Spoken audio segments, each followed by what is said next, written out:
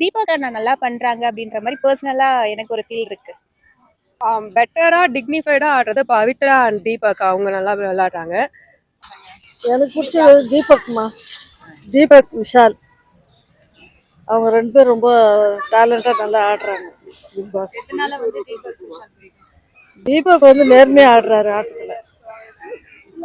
தீபக் அண்ணா நல்லா விளையாடுறாங்க. எதனால?